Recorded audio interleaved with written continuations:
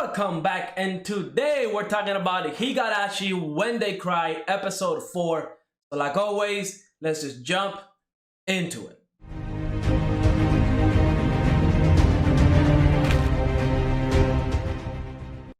This episode started off just the right way. I mean, you can just tell it was going to get creepy right off the bat. Whenever Keiichi woke up in the middle of the night and he kind of saw Rina looking through a little crack in his door, I mean, that was a really creepy moment. We don't know exactly if Rina was there. I'm gonna go ahead and guess that she wasn't, but with Rina and with everything that happened in this episode, I'm gonna go ahead and guess that maybe she was in there as well. It's a 50-50, okay? Rina is completely crazy, so I wouldn't put it past her if she was actually just standing outside of his room looking at him. It was really creepy. The music around it was just really creepy. I mean, Keiichi can't even sleep at this point. And it's kind of funny when you think about it, right? Because last episode when we saw Rina kind of just snap into that one crazy character, and what she thinks, in this episode we learned that she's under the curse.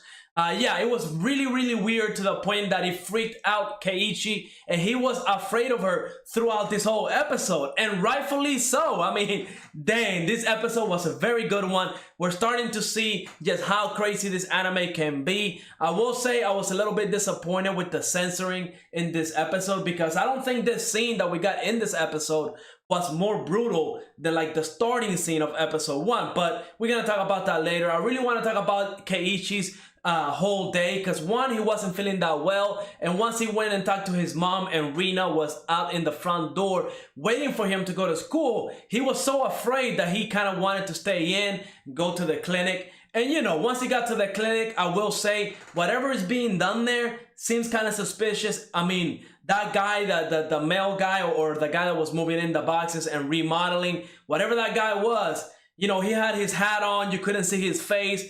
Very suspicious. I'm sure that's going to come up later in the story. And then throughout his whole day, it was a really normal day up until he started talking to Rika. And you know, we saw, I believe it was episode 2, where we got to see Rika talking to this being. We don't know who that person is. She seemed to be like in another dimension, and she was talking about how she had to go back. Heck, she even told Keiichi this episode that she believes that he can win, and I'm guessing she was talking about this fight that was going to happen later on. So I'm guessing there's some time traveling stuff. Again, I don't remember too much from the original, plus this seems to be more like a reboot at this point, not an actual remake. So a lot of this stuff is definitely different. But yeah, I mean, even when Rika kind of snapped, saying that, you know, Keiichi was just kind of wrong about Rina and stuff like that, I got goosebumps, because I'm like, dang, even Rika has the same little personality change that Rina has. I mean, that's definitely scary. And we see, right, we see kind of like Keiichi's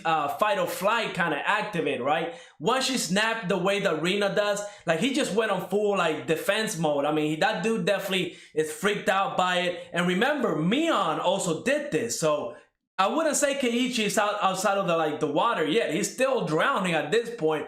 Now, let's talk about the big moment that happened in this episode, and it was done very well. It seems that Keiichi's parents, they went to Tokyo for business, whatever the case may be, and they left Rina in charge of making dinner and feeding Keiichi, and we just see the fear that Keiichi had. I mean, damn, talk about just looking into Rina's eyes, and when they turned up deep purple, that is definitely fear. That is definitely death coming for you. But yeah, once Rina was knocking at the door, every time she like knocked, and the door, she knocked like really hard, and the knock was shaking. I mean, I was afraid. I was definitely telling you know, Keiichi not to open the door. Don't do it, you're gonna die. But yeah, I mean, it was a very intense moment. And once Keiichi opens the door, you know, it gives you that false you know, sense of security, because you know, you see Rina carrying all this food, and if you're really looking into the whole details of that scene, you would think that's a lot of food.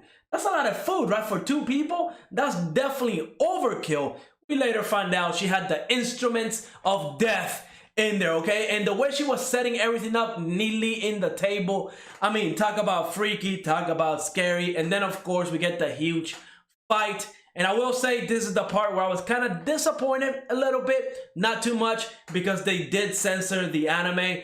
Whenever Rina was stabbing Keiichi, You know, they had the little black circle right in his stomach whenever she was stabbing him. I didn't like that, especially since I don't think this scene was more brutal than the opening scene. So I really don't get why they would censor something like that, right? But it's whatever. It's a new age. It's 2020. I guess they don't want to, you know, get in trouble or whatever the case may be. The censoring could have been a lot worse. It wasn't that bad, so I'm okay with it. There was a lot of blood. And I just have one question, though. How come Keiichi survived this ordeal? Because to me, it seemed like that dude got stabbed like 40 plus times. He got stabbed quite a lot. And the fact that he was hitting Rina over the head with that clock, I don't know if this had something to do with the curse or something along those lines where they get more durability, because one, he was hitting Rina in the temple with that clock. So I feel like a couple of those should definitely would have knocked her out unconscious at the very least, but that didn't seem to work. And then on top of that, she was just stabbing Keiichi over and over and over, and he didn't seem to die. He seems to be okay. So something weird is going on there. I'm pretty sure they're going to explain that, because I mean, I just don't see how Keiichi was able to survive that many stab wounds. Now, of course, we see Keiichi wake up. I thought he was dead, but no, we see him wake up in the hospital. I believe they said it was 2 days that he was in the hospital for. Definitely messed up. They're kind of asking questions, right? What happened? Because, you know, it was a big moment, right? It was like kind of like a murder or self-defense in this point, because Rina, we kind of get a hint that she's dead, that she passed away. And somebody, and this is the big one, right? This is the big one that nobody knows about, right? I think it was Rika, and who was the other? I forgot the other girl's name. Satoko, I believe that was her name.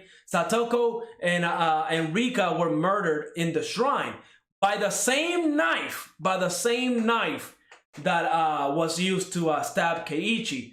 Now, I don't think that was Rina, or maybe it was Rina, who knows? I'm sure we're going to get deeper into that. I really want to find out what happened there, because that means that either somebody had to go in and you know, grab the knife and then go to the shrine and murder those two little girls, which is kind of sad. Maybe it was Mion, who knows, right? We know Mion can snap like that at this point, so it's really another mystery. I'm pretty sure Keiichi is not safe whatsoever. I mean, we've seen two different characters kind of snap into that different personality, that murderous personality. We saw Mion do it, and in this episode we saw Rika do it, but she's dead, so she's kind of out of the picture. Now, I do want to kind of hint or talk about the fact that we still got those two missing characters, right? We still got that nurse, which I'm guessing she's connected to the clinic, and then we got the photographer. I forgot his name. He is still missing. So a lot of mystery still going on in this town. A lot of stuff is about to go down. I mean, I'm pretty sure